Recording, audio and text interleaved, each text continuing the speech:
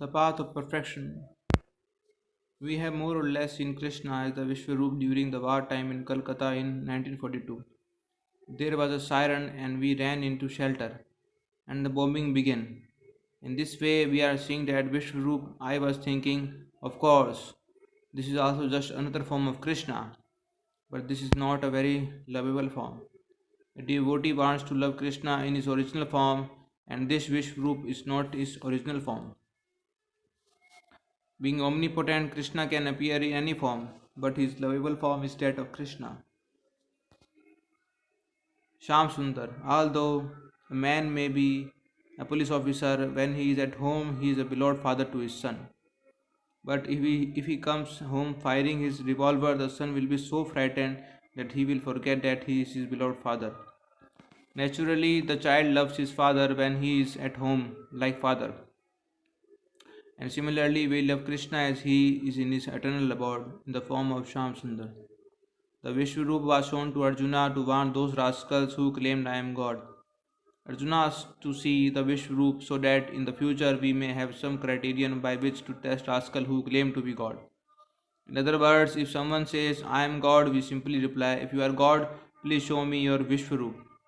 And we can rest assured that such rascal cannot display this form. Of course, Arjuna was offering all respect to the Vishwarup form that is a natural quality of a devotee. A devotee even respect Durga Maya because Maya is Krishna energy. If we respect Krishna, we respect everyone, even an ant. Therefore, Brahma prays Srishti Sthiti Paralaya Sadhana Shaktir Eka Chaiva Yasyas Bhuvani Bhivira Durga Ichhana Rupam Api Yasyas Cha Sastate Sa Govindam Adipurusham Tam Ham Bhajami. The external potency Maya, who is by of nature of the shadow of the Chit spiritual potency, is worshipped by all the people as Durga, the creating, preserving, and destroying agency of this mundane world. I worship the primeval Lord Govinda in accordance with whose will Durga conduct herself. Thus, when we pray to Krishna, we pray to Durga immediately because Durga is his energy. And when we pray to Durga, we are actually praying to Krishna because she is working under the direction of Krishna. When the devotee sees the activities of Maya, he sees Krishna immediately thinking, oh, Maya is acting so nicely under the direction of Krishna. When one offers respect to a policeman, he is actually offering respect to the government. Durga, the material energy, is so powerful that she can create, annihilate, and maintain. But in all cases, she is acting under Krishna directions. Through bhakti, pure devotion to Krishna, we can leave the association of Maya and promote it to the eternal association of the Krishna. Some of the Gopas, Krishna friend, are eternal associates, and others are promoted to that eternal position. If only the eternal associate of Krishna can play with him and others cannot, then what is the meaning of becoming Krishna consciousness? We can also become eternal associates of Krishna through pious deeds executed in many lives. Actually, in the Vrindavan manifestates in this material world, the associate of Krishna are mainly conditioned living entities who have been promoted to the perfect stage of Krishna consciousness. Thus promoted, they are first of all allowed to see Krishna on the planet where Krishna pastime are being enacted. After this, they are promoted to the transcendental goal of Vrindavan in the spiritual sky. Therefore, it is stated in the Bhagavad, Karta Punya Punja. Bhakti Yoga means connecting ourselves with Krishna, God, and becoming His eternal associates. Bhakti Yoga cannot be applied to any other objective, therefore, in Buddhism, for instance, there is no Bhakti Yoga because they do not recognize the Supreme Lord existing as a supreme objective.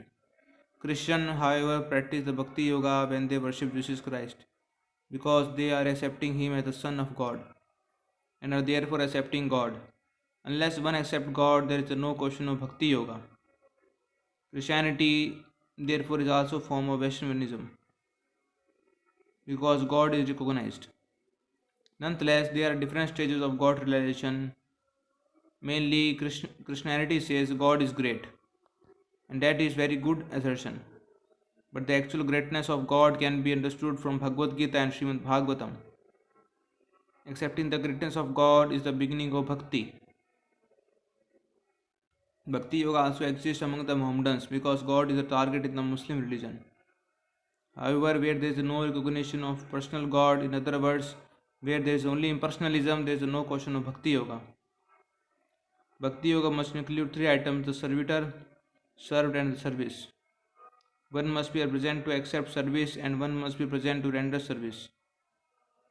The Vaya media is the process of service itself. Bhakti Yoga. Now, if there is no one to accept that service, how is Bhakti Yoga possible? Therefore, if a philosophy or religion does not accept God as supreme person, there is no possibility of Bhakti Yoga being applied. In the Bhakti Yoga process, the role of the spiritual master is most important and essential.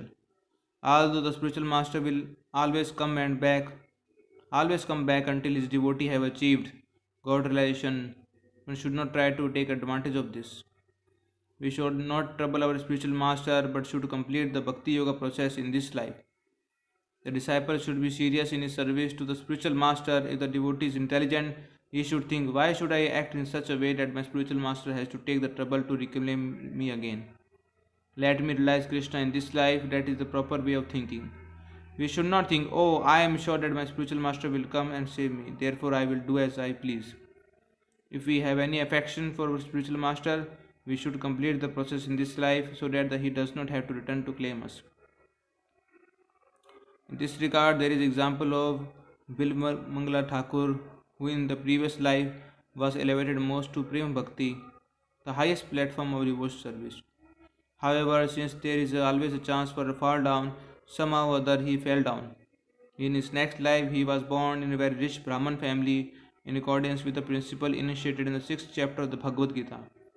Suchinam Srimatam Gehe. Unfortunately, as he often the case with rich boys, he became a prostitute hunter, yet it is said that his spiritual master instructed him through his prostitute, saying, oh, you are so attached to this mere flesh and bones. If you were this much attached to Krishna, how much good you might achieve. Immediately, Bilmangala Thakur assumed his devotional service. Although the spiritual master assumed responsibility for his disciple, we should not take advantage of this. Rather, we should try to please the spiritual master. Yashas Prasada Bhagavad Prasada. We should not put our spiritual master in such a position that he has to reclaim us from a house or prostitution. Again, we should not put our spiritual master in such a position that he has to reclaim us from a house of prostitution. But even if he has to do so, he will do that, because he assumed this responsibility when he accepted his disciple. The Bhakti Yoga process should be completed in this life, because in this life we have all the instruments necessary to become fully Krishna consciousness. We have mridangas and cymbals and tongue which chant to Hare Krishna. Even if we do not have mridangas and cymbals, we have a tongue. No one has to purchase a tongue. We also have ears with which to hear the sound that the tongue vibrate. Therefore, we have all the instruments we need with us, a tongue and ear.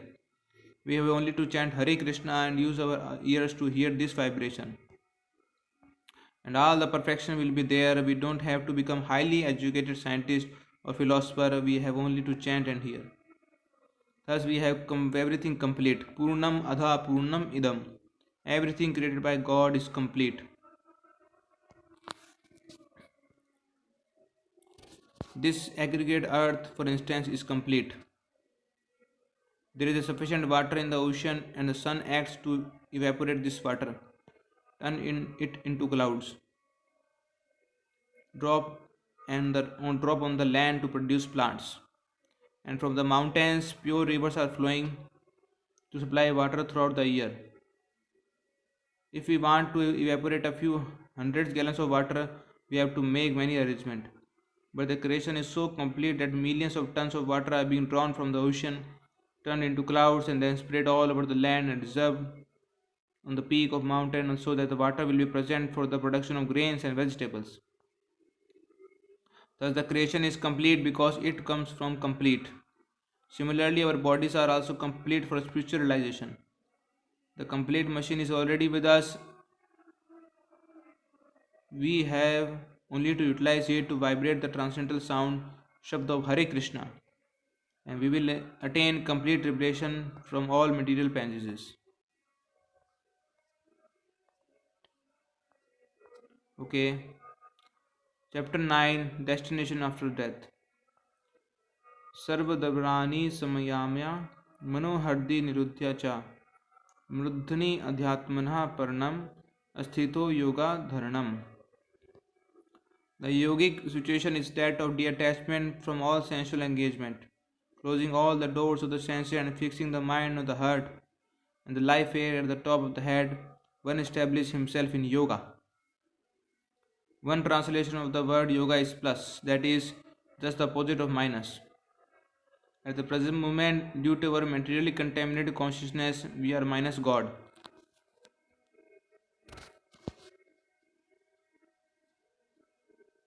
When we add God to our lives, when we connect with Him, life is perfected. This process has to be finished at the time of death. Therefore, as long as we are alive, we have to practice approaching the point of perfection so that at the time of death, when we give up this material body, we can realize Supreme. Prayana kele मनश्चलेना भक्तिया युक्तो yoga Baleno चैव भ्रुवोर मध्ये प्रणाम अविश्या सम्यक सातमम परमम पुरुषम उपयति दिव्यम. One who at the time of death fixes his life here between the eyebrows is in full devotion, engaged himself in remembering the Supreme Lord, is attained to the Supreme Personality of Godhead. The word prayana kele means at the time of death. Life is a kind of preparation for the final examination, which is the death. If we pass that examination, we are transferred to the spiritual world. According to very common Bengali proverb, whatever you do for the perfection will be tested at the time of your death. This process by which the yogi closes the door of the senses is technically called pratihar, meaning just the opposite. Presently, our senses are engaged in seeing worldly beauty, just the opposite means retracting the senses from the beauty and seeing the beauty inside. Hearing is concentrated on the Omkar sound that is within. Similarly, all the other senses are withdrawn from external activity. The mind is then concentrated on the Vishnu Murti within the heart, Mana Hridaya Niruddhaya. The word Niruddhaya means confining, the mind within the heart. When the yogi has thus withdrawn his senses and concentrated his mind, he transfers the life air to the top of the head and decides where he should go. There are innumerable planets, and beyond these planets is the spiritual world. The yogi obtained information of these planets from the Vedic literature. Just as before coming to the United States, I obtained information about this country from the books. Since all the higher planets in the spiritual world are described in the Vedic literature, the yogi knows everything and can transfer himself to any planet he likes. He does not need a material spaceship. Scientists have been trying for many years to reach other planets with spaceship, but this is not the process. Maybe by this means one or two men can reach at a planet, but that is not the general process. It is not possible for everyone. Generally, if one wants to transfer himself to a higher planet, he practices this Jnana Yoga system, not the Bhakti Yoga system. The system of Bhakti Yoga is not used for attaining any material planet. The devotees of Krishna are not interested in any planet within the material universe because they know that all the planets, the four basic miseries, birth, old age, disease, and death. In the higher planets, one's lifespan may be much greater than on earth, but death is ultimately there. Therefore, those who are in Krishna consciousness are not interested in material life but a spiritual life, which means relief from these fourfold miseries. Those who are intelligent do not try to elevate themselves to any planet within this material world.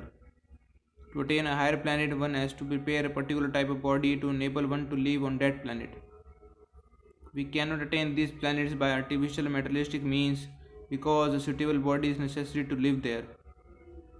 We can stay within the water only for a short while, but fish are living there their entire lives. but the fish does not have a body suitable for living on the land. Similarly, to enter a higher planet, one has to prepare a suitable body. In the higher planets, 6 of our months is equal to 1 of their days, and inhabitants of these planets live in 10,000 years. This is all described in the Vedic literature. Although the lifespan on these planets is very long, there is ultimately death.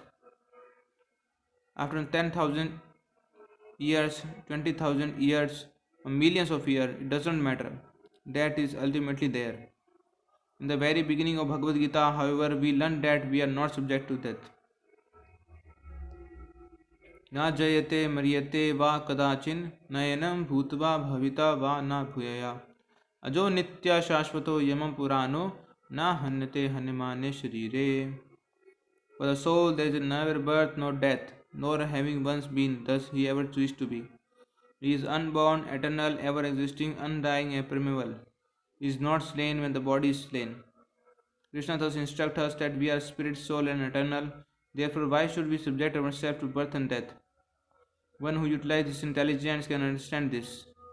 One who is situated in Krishna consciousness is not interested in promotion to any planet where death exists, rather being promoted to the spiritual sky.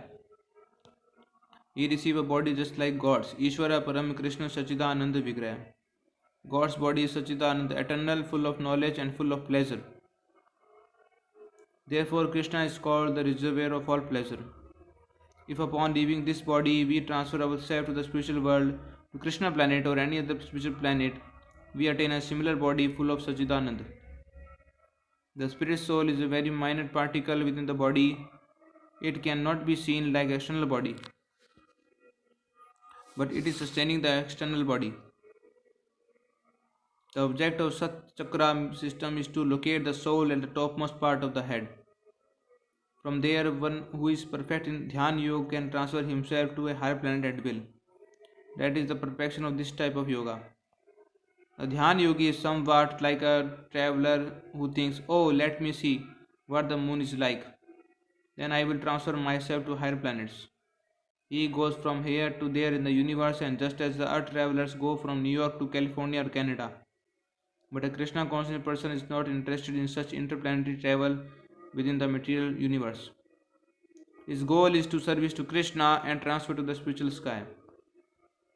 Om iti ekasharamam brahma vyaharan mam anusmaran yaha priyati tayajan deham sa yati paramam gatim.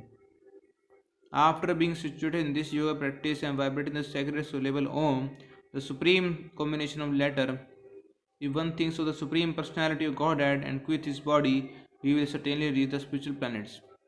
Om or Omkara is the concise form or impersonal form of the transcendental vibration. The Dhyan yogi should vibrate Om while remembering Krishna or Vishnu, the Supreme Personality of the Godhead. The impersonal form sound of Krishna is Om, but the sound Hare Krishna contains Om. Whatever the case, the entire yoga system is aimed at concentration on Vishnu. Impersonalists may imagine a form of Vishnu, but the personalists do not imagine. They actually see the form of Supreme Lord. Whether one imagine or actually see, one has to concentrate his mind on the Vishnu form. Here the word Mam means unto the Supreme Lord Vishnu. If one can remember Vishnu upon quitting this body, he can enter the spiritual kingdom. One who is intelligent naturally thinks, I am permanent and eternal. Why should I be interested in things that are not permanent? Actually, no one wants an existence that is temporary. If we are living in an apartment, the landlord asks us to vacate. We have to do so, whether we want to live or not. However, if we move to a better apartment, we are not sorry. It is our nature, however, to want to remain wherever we live. That is because we are permanent and want a permanent residence. Our inclination is to remain, therefore, we don't want to die. We don't want the miseries of birth, old age, death, and disease. These are external miseries inflicted by the material nature, and they attack us like some fever.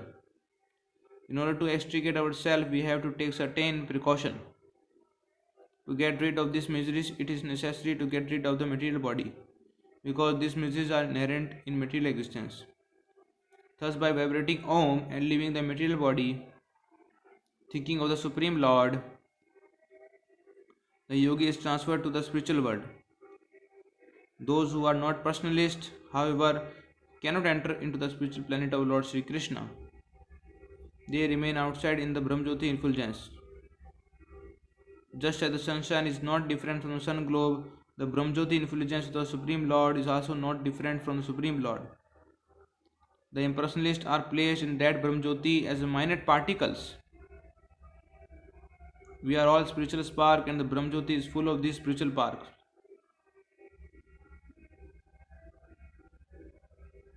In this way, the impersonalists merge into the spiritual existence. However, individuality is retained because the spirit soul is constitutional in individual. Because the impersonalists do not want a personal form, they are placed and held in the impersonal Brahmjyoti. There they exist just as atom exists within the sunshine. The individual spiritual spark remain within the Brahmjyoti as if homogeneous. Living entities, we all want enjoyment, we do not simply want existence.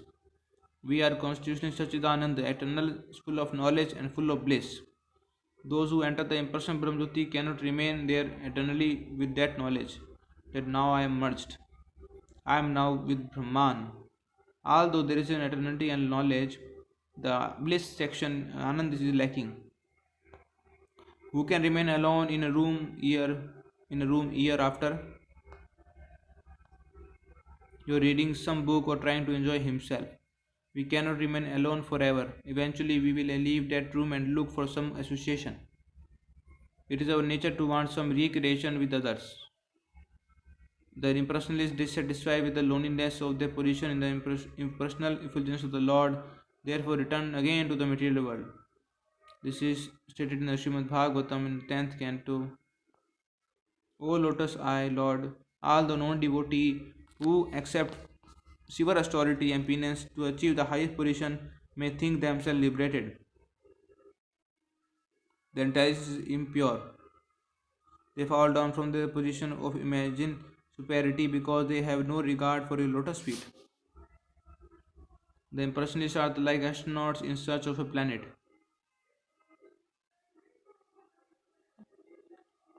If they cannot rest in some planet, they have to return to earth. It is here stated in Srimad Bhagavatam, Anandratha Yusmat Angreha, that the impersonalist must return to the material world because he has neglected to serve the Supreme Lord with love and devotion. As long as we are on this earth, we should practice to love and serve Krishna, the Supreme Lord, then we can enter his spiritual planet. If we are not trained up this way, we can enter the Brahmjyoti as an impersonalist, but there is a very risk that we will again fall down into material existence. Out of loneliness, we will search out some association and therefore return to the material world. What we actually want in the eternal association of the Supreme Lord, this is our constitutional position of eternity, knowledge and pleasure. If we are alone, if we do not associate with the Supreme Lord, that pleasure is lacking. For want of pleasure, we feel uncomfortable. For want of pleasure, we will accept any kind of association, any kind of pleasure.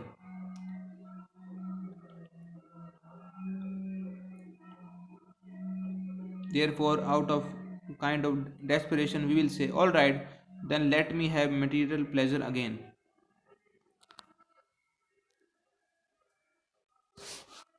That is the risk of impersonalist take.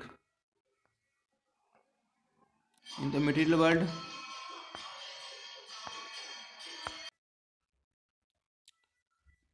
if we are alone, if we do not associate with the Supreme Lord, that pleasure is lacking.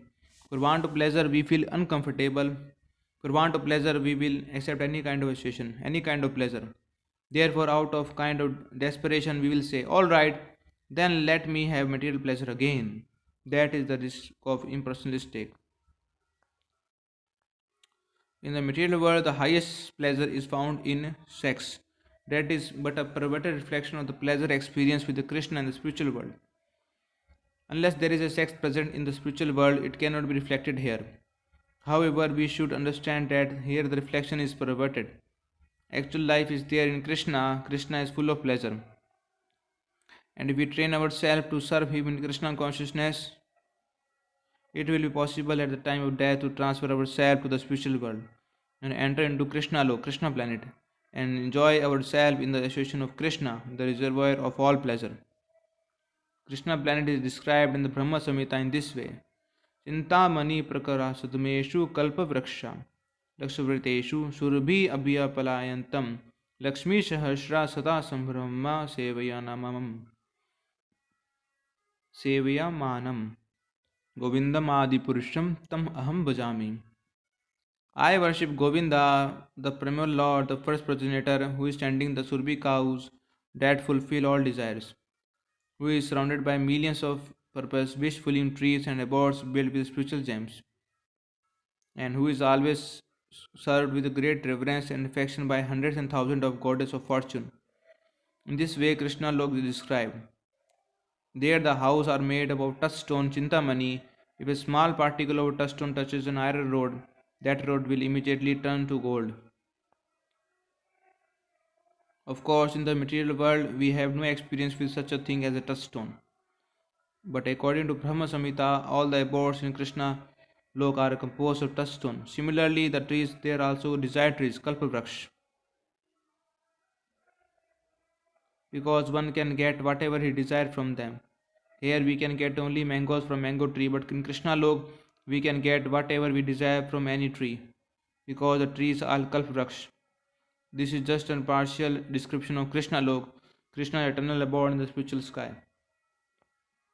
The conclusion, therefore, is not to try to ourselves to any other material planet, because the same miserable condition of birth, old age, disease, and death exist in all of them. Scientists are very proud of scientific advancement, but they have not been able to check old age, disease, death. They can manufacture something to escalate death, but nothing that can stop death. That is not within our power, or not their power. That is not within their power. Those who are intelligent are interested in putting an end to the birth, old age, disease, and death, and entering into a spiritual life full of eternity, bliss, and knowledge. The Bhakti Yoga knows that such a life is possible through the practice of Krishna consciousness and a member of Krishna at the time of death. Ananya chetaha satatam yo mam smriti nityasaha tasya aham sulbhaya partha nitya yuktasya yoginam. For one who remembers me without deviation, I am easy to obtain, O son of Parth, because of constant engagement in devotional service. In this word, in this verse, the word Nitya Yukta means a continuous in trance. Such a person who is continuously thinking of Krishna and always engaged in Krishna consciousness is the highest yogi. His attention is not diverted to Jnana Yoga, Dhyan Yoga, or any other system. For him, there is only one system, Krishna. Ananya Chetaha means without deviation. A Krishna consciousness devotee is not disturbed by anything because his mind is always concentrated on Krishna. The word Satatam means that he is thinking of Krishna at all places at all the times. When Krishna descended onto this earth, he appeared in Vrindavan. Although I am presently living in America, my residence is in Vrindavan because I am always thinking of Krishna. Although I may be in New York apartment, my consciousness is there. There is as good as being there. Krishna consciousness means always living with Krishna in his spiritual planet. Because we are conscious of Krishna, we are already living with him. We simply have to wait to give up this material body to go there. For one who remembers Krishna without deviation, he is easy to obtain. Tasya aham sulbha partha. I become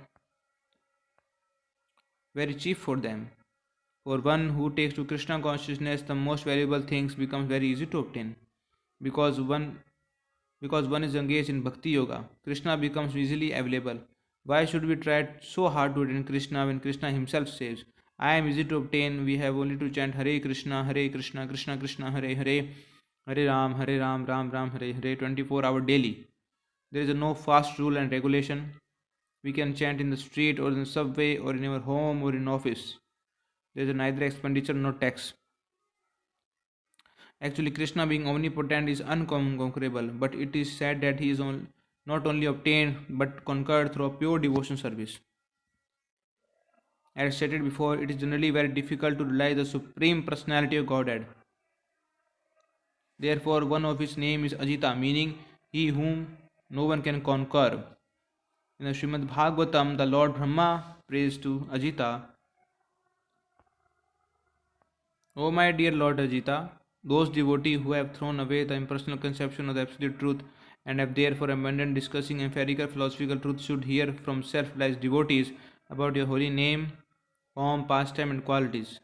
They should completely follow the principle of devotion service and remain free from illicit sex, gambling, intoxication, and animal slaughter. Surrendering themselves fully with the body, words, and mind, they can live at any ashram or social status. Indeed, you are conquered by such person, you are always unconquerable. In this word, the word Jnana Prayasham refer to theosophists or philosopher who are trying year after year and life after life to understand God or the absolute truth. Their attempts are like those of the frog in a well trying to comprehend the vastness of the Atlantic and Pacific Oceans. Even our attempt to measure outer space is futile, to say nothing of the attempt to measure God. Such attempts are doomed to failure. Therefore, Srimad Bhagavatam recommends that we abandon all attempts to measure the Supreme. It is completely useless to try to understand God by our limited knowledge. An intelligent man understands this. We should become submissive and try to understand that our position is that of a very significant segment in this creation. The word namanta eva indicate that we are just to become submissive in order to understand the Supreme from a reliable source. And what is that source? Sanmukharitam, from the lips of the realized souls. Arjuna is understanding God directly from the lips of Krishna, and we have to understand God through the lips of Arjuna or his bona fide representative. We can understand the translated nature of God only from a reliable source. That source may be Indian, American, European, Japanese, Hindu, Muslim, or whatever. The circumstances are not important. We just have to try to understand by hearing and try to put the process to practice in our daily lives. By becoming submissive, hearing from the right source, and trying to apply the teaching in our daily lives, we can become conquerors of the Supreme. For one who does this, the Supreme Krishna, the Lord Krishna, becomes easily available. Ordinary God realization is very difficult, but it is very easy for one who submissively hears. Shruti Gatam. There are two processes by which we can acquire knowledge. One is the ascending process, Arhopantha, and the other is descending process, Avropantha. By the ascending process, one attempts to understand God by his own effort, by philosophizing, meditating, or speculating. According to the descending process, one acquired knowledge simply by hearing from authority, from the bona fide spiritual master and the scriptures. As far as ascending process is concerned, it is stated in the Brahma Samhita. पंथास्तु कोटि शतवत्सरा संप्रगामयो वायुर अथापि मनसो मुन्नि पुंगवानाम सोपि अस्ति यत प्रपदा सिमनि अविजन्त्य तत्विदे गोविंदमादिपुरुषम तम हम भजामि. I worship Govinda, the primal Lord, only the tips of the toes of whose lotus feet are approached by the yogis and jananis, who travel for billions of years at the speed of wind or mind. We can all understand how great the speed of mind is. Although sitting in New York City, I can immediately think of India, which is thousands and thousands of miles away. It is herein stated that even if it travels at the speed of billions of years, Krishna will still remain inconceivable. The word Muni Pungavanam referred to a great thinker, not an ordinary man. Even if such a great thinker travels for millions of years at the speed of mind, he will still find the Supreme Person unknowable. Yet for one who takes undeviating to this path of Krishna consciousness, Krishna is easy to obtain. Why is this? Nitya Yuktasya Yogina. Because such person is constantly engaged in my devotion service. and I cannot forget him. So, this is the process. We have only to become submissive to attract the attention of the God. My Guru Maharaj used to say, don't try to see God, but work in such a way that the God will see you. God will take care of you. You don't have to try to see Him. This should be our attitude. We should not think, I want to see God. Oh God, please come and stand before me. Be like us, my servant. Be like my servant. But since God is no one's servant, we have to oblige Him by our love and service. We all know how difficult it is to see the king or presidents of our country. It is practically impossible for an ordinary man to get an interview with such an important person, to say nothing of having this important person come and stand before him.